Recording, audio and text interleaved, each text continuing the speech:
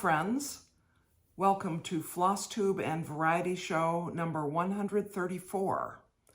Today is November 8th, 2024, and I am Emily Williams in Chapel Hill, North Carolina. Thank you so much for joining me. A few of you may be new to my channel, having learned a little bit more about me last Sunday in Sarah Stitchy's Spot Zoom gathering. And so I bid you a special welcome. I know a few of you said that you had subscribed to my channel, which is great. I appreciate it. And I've been trying to, track down all of you who have Flosstube channels as well.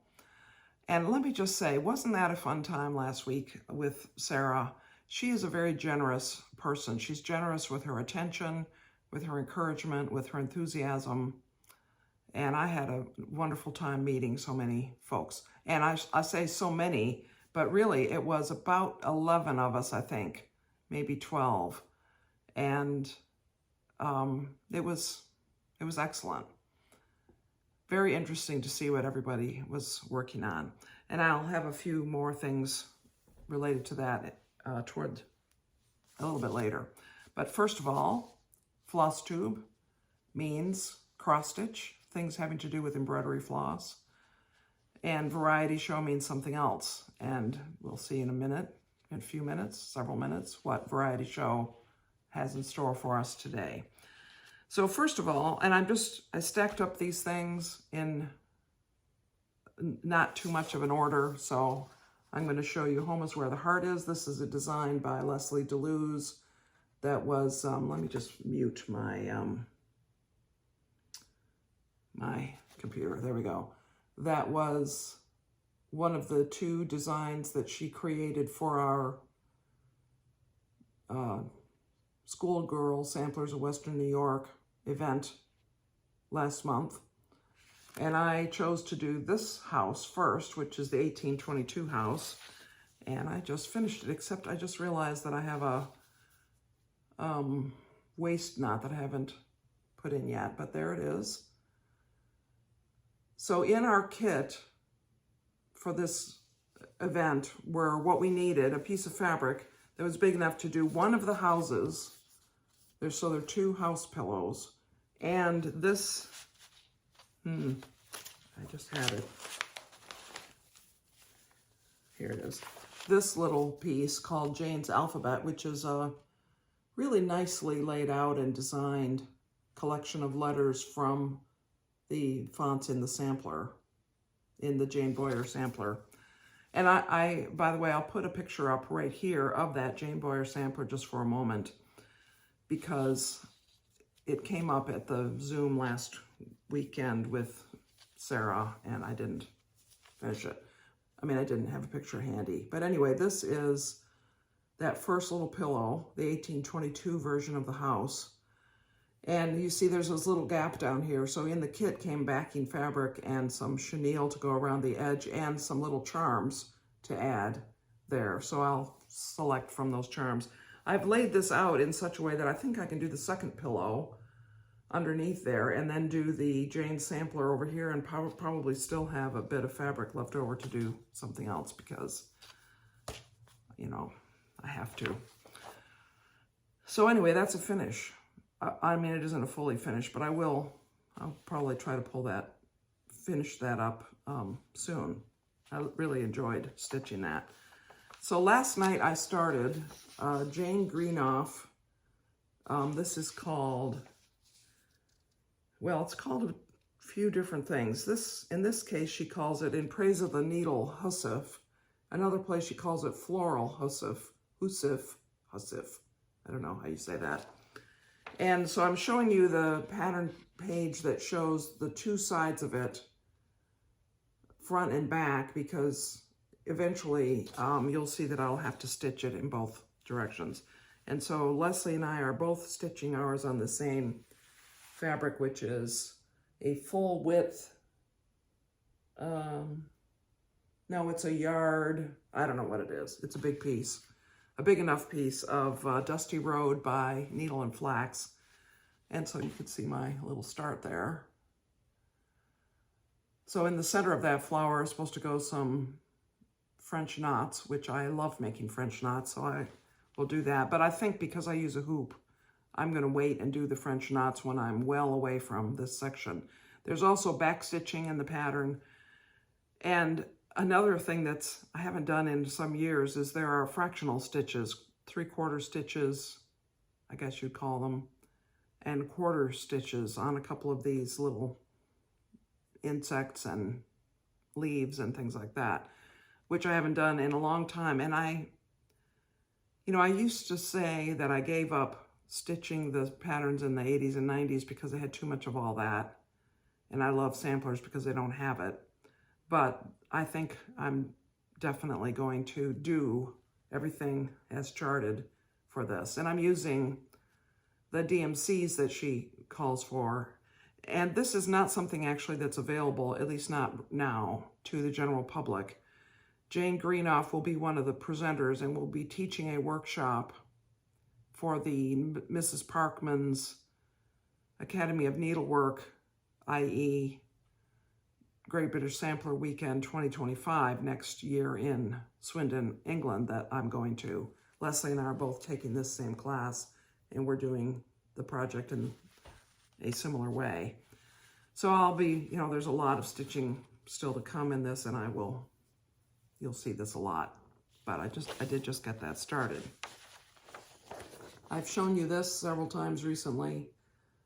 Nancy Cook, this is the pre-workshop stitching, which I'm sure is entirely optional, but the idea of this one is, if you notice, the original was stitched on 2 pieces of linen and then sewn together. And so we are going to do a flat felled seam to sew 2 pieces of linen together. So I'm getting there. So there's this line of the small alphabet, and then there's Nancy Cook, her name, and then I am aged 13 years, and in between those are a couple of more of these little bands. And then that's the end of the first piece of fabric, so it'll end about here. And then I have another piece of fabric. This is, I think, White Clay by Fox and Rabbit. I'm not sure what it is. I think it's in the description field because when I started this, I did know what it was. And the other piece that I have is a closely related color, also by Fox and Rabbit. This is 36 count. And this is fun. It's very simple and straightforward, and I'm looking forward to doing the seam because I like that kind of thing. And last week I was 1,500 stitches-ish, I think, away from finishing Sampler 193, and I did it. And here it is. I was working on it during that Zoom call, and I finished it a couple days later, but I'm really happy with this. I have not washed and ironed it yet, but that'll be next.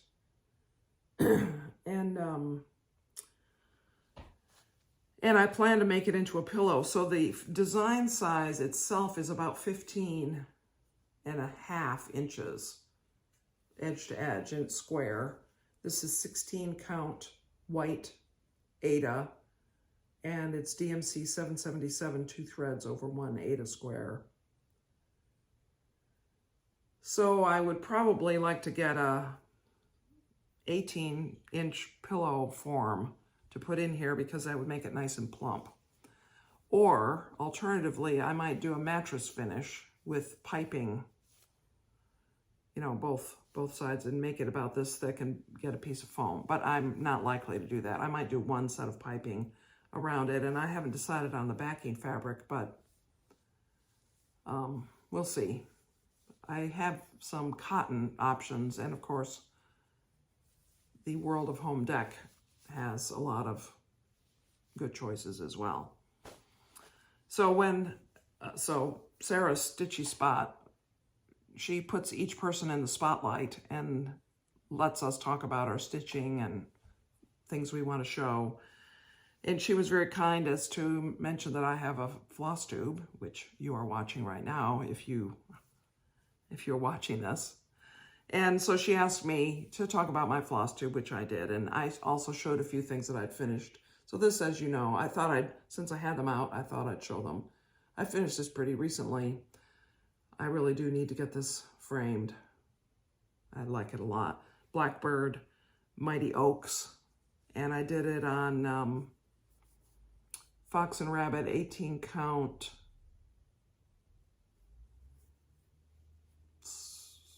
salt bush, maybe, with the called for overdyed cottons.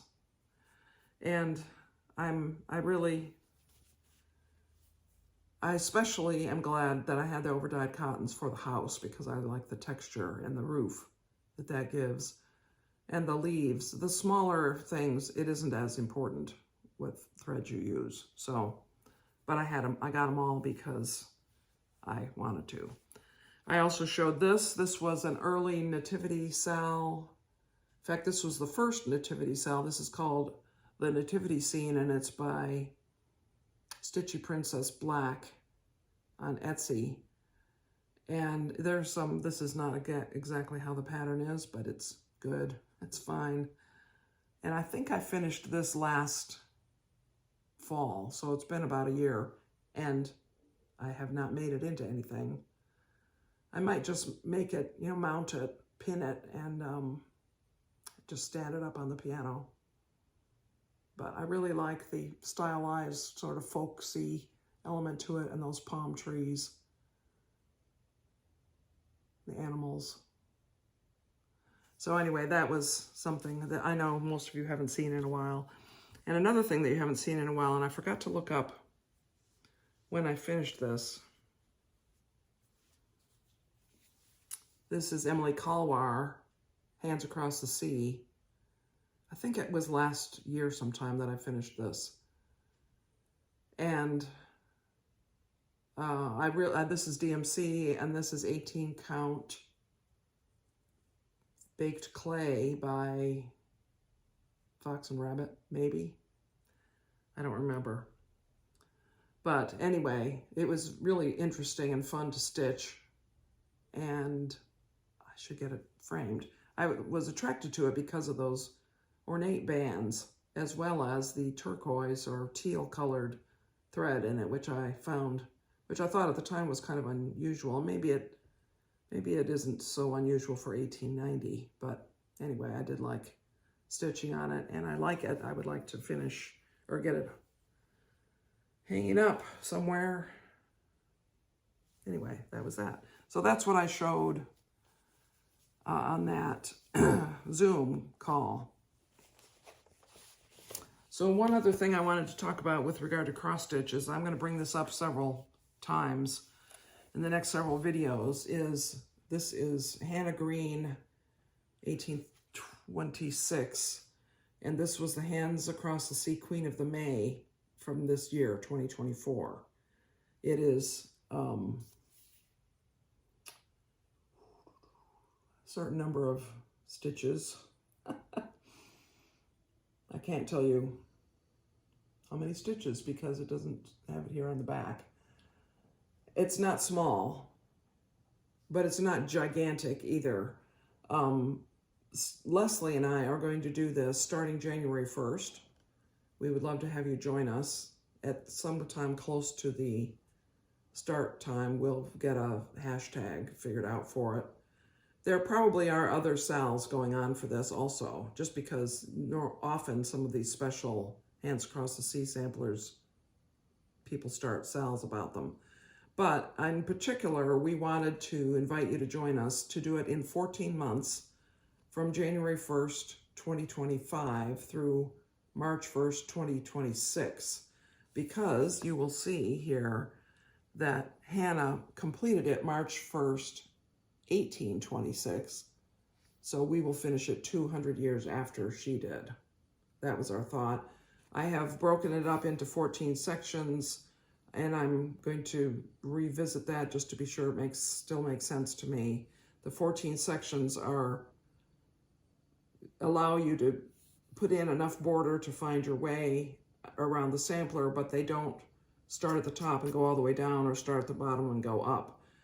In particular, this over one section in the middle is broken up, and this gigantic lawn and house section is broken up, so that in no month are you doing all full coverage or all over one.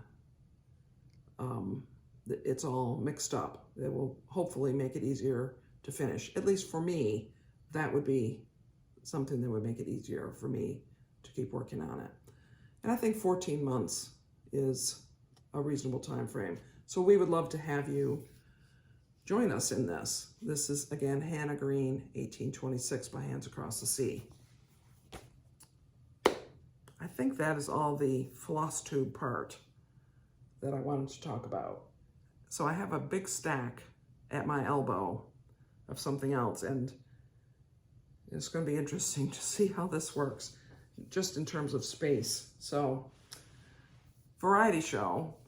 I have not had a normal variety show in the several weeks because of things going on in my life. And last week, so many of you commented in the week before on family stories and seeing the little town of Leroy in some of my pictures. That was very nice of you to say. But I really wanted to do sort of a typical variety show, typical for me, I mean. And so today's variety show is going to be games that you can play by yourself. And why am I going to do this? First of all, because I play games by myself. And secondly, and I have a lot of examples right here. And secondly, because it's getting to be the Christmas gift giving season. And some of you may know people who like to play games, but their family members don't like to play. Or they like a game that can be played either solo or with somebody. And some of these are purely solo games, one of them is, and others can be played either solo or with other people. So I'm just going to go through this stack that I have next to me. And in no particular order, these are not necessarily in the order of my favorite games or my least favorite games. There are some oddballs in here. So this game is called Tantrix, and it is a tile laying game. As you can see by the picture on this case, it's hexagon tiles. These are the clay type tiles, and they have lines on them that connect, so you can connect the tiles together. And the idea is you place tiles in the layout such that all the connections work. And I think the solo version is how many can you place according to the rules. The competitive version is can you get rid of your tiles before the other player, as I recall. It's been a while since I've played it competitively, but the solo version is very interesting, I think. And, you know, they're nice to hold. They're tactile. They make that sound, which is not as annoying a sound as some game components make. So that's a particular game. Here's another particular game. This is made as a solo game. It's called Onarim. Onarim, I would say, is how you would say this. This particular box has expansions. The basic game is a solo game, as I recall, but you can play some of these expansions with one other player. And it's actually a very interesting art in here. It's a set collecting game, I would say. So for the most part, it's that, and you're trying to avoid being stuck with the bad cards. But it's an interesting game. There's also an app that I can play on my iPad. Now, a category of game that you can play by yourself is these escape room games. So this series is called Unlock, and there are about, I'm aware of maybe 9 in this series. And basically it's a set of cards that lead you through the puzzle solving necessary to escape from this escape room or to solve the puzzle. And you can do this with a group of people. I would say ideally not more than maybe 5 people. And you want to do it in a time frame that's unhurried enough that people, well, I say unhurried, but there's a 1-hour time limit. So maybe not too unhurried. But so that people have a chance to really study the cards, because some of the times the clues are very small and you might even need to use a magnifying glass or use your camera feature of your phone to blow something up and look more closely. And there's other manufacturers, other publishers who make this type of game also, but this is a category, which is a good game. This probably is less than $10 for this game, or maybe by now, maybe $12, but it would make a reasonable stocking stuffer, I think. Again, Unlock is one of several publishers. So another category of game, which I'm showing you an example, a category of game is dice games. There are a lot of dice games that can be played solo. The most famous is probably Yahtzee. I don't happen to have, believe it or not, I don't have any Yahtzee tablets with me, or I don't own them right now. I need to get some. But there are a lot of that type of sort of traditional dice games that you can play by yourself. This is a particular game called Roll Through the Ages, and there are other games in this series. This is pretty old. It may not be in print anymore. But the idea is that you are trying to achieve as many civilization advances through the rolling of dice and spending of resources that you roll. And the solo version is how far can you get in, I think, a certain number of rolls is how it works out, maybe 10 rolls. The competitive version, I think you're trying to achieve certain scores on the little wooden scoreboard that comes with it. I remember this being quite interesting, more interesting as a solo game than as a playing with other people game. Now, I'm going to show you a weird game. Now, Susan gave this to me years ago, and she agrees it's a weird game. This is called Baseball Highlights 2045. And this is a game that actually has some expansions to it, which this is a game that proves that games that have expansions are not necessarily good games, because this is a very odd game. I think that the way it probably happened is that somebody had a game idea where it's a card-based game, and I mean, you can hear in the box that they're markers. You're moving tokens around the baseball field, and the cards have different characteristics and special abilities, and you play them in combination in order to achieve something in the game, which in this particular invocation of the game, it's you want to score runs in a baseball game and win baseball games so that you can hire better players. And your players, since this is 2045, your players might be human players or they might be robot players. That's a little weird. And what I think happened is that somebody had this idea for a game, and somebody said, well, it needs to have a skin to it. It needs to have a world in which it takes place. So let's do it as baseball.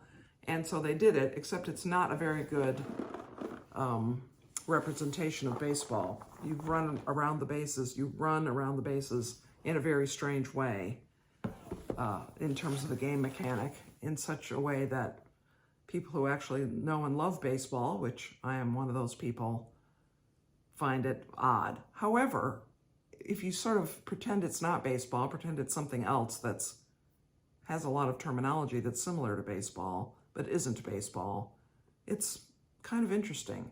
But I can't get anybody to play it with me, so the solo version is the one I'm most familiar with. It's sort of like Pepsi and Coke. So some of you are Pepsi fans, and some of you are Coke fans. And some of the Pepsi fans think that Coke tastes horrible, and vice versa. Coke fans think Pepsi tastes horrible. And what I have realized is that if I sit down at the table and I have a cola-looking drink in front of me, if I think it's Coke and I taste it and it tastes like Pepsi, it doesn't taste good to me. But if I think it's Pepsi and I taste it and it tastes like Pepsi, it tastes delicious. They each taste good, but not if you think you're getting the other. So that's sort of like what this Baseball Highlights 2045 is about. If you think it's baseball, you're going to find it strange. If you think it's just a game, that happens to share some terminology with baseball, it's not bad. And then finally, this game, I know I've shown this to you within the past year because I think it was a gift within the past year. Turing Machine. This is a game for 1 to 4 players, sorry. And it says ages 14 and up. This is a game about querying a, well, they call it a Turing machine. It isn't really, but I mean, it isn't really even conceptually exactly like a Turing machine. But anyway, you're trying to deduce certain facts, and you go about it by asking questions of the computer set up in the middle of the table, and the cards give you information according to the question that you asked. And by asking the right questions, you can deduce the answer to the game, which of course some of us think this is the best kind of game ever. Those are the kinds of people who play Sudoku, which would be me. Others of us find it frustrating because it isn't a perfect representation of the best logical pathways through some of these questions, which, you know, if you're playing it as a game and you're just interested in spending some time being entertained or getting your mind rolling, then it's fine. If you're looking at it in some other way and you want it to be really sort of pristine logically, then it's quite frustrating, and I recognize that. So it's a game probably I won't be able to talk anybody into playing with me, but I do enjoy playing it by myself from time to time. So those are some specific games that I wanted to show you. I will put the names of these games and the manufacturers of them in the description field, and if I think they're in print, I'll say still in print. I will do a little research on that score. A game that, just because it isn't in the list doesn't mean that it isn't also a good game to be played by oneself. I just don't, believe it or not, some of my friends will be astonished to hear this, I don't own every game. I do own a lot of games, but I don't own every game, and I haven't probably remembered some of the games that I do own, that can be played solo. But if you're doing Christmas shopping, this might be a place to start for that hard to buy for game player in your life. So that is Variety Show. And let me think if there's anything else that I meant to tell you. I feel like there is, but I can't think of what it is, so I don't know.